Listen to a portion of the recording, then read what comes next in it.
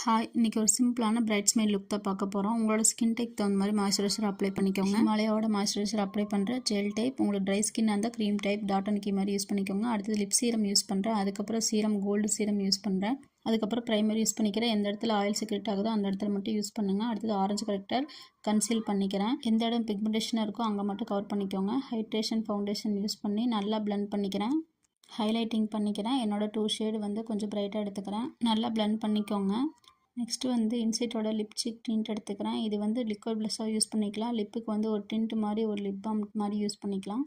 உங்கள் ஸ்கின்னு நல்லா பளபளன்னு தெரியணும். ரிசப்ஷன்லாம் அட்டன் பண்ணுறீங்க அப்படின்னா இந்த ஒரு ப்ராடக்ட் ஹைலைட்டர் இருந்தால் போதும். நல்லா பளபளன்னு தெரியும். அடுத்தது காம்பேக்ட் யூஸ் பண்ணிக்கிறேன். எந்த இடம் வந்து ஸ்வெட் ஆகுமோ அங்கே மட்டும் யூஸ் பண்ணிக்கிறேன்.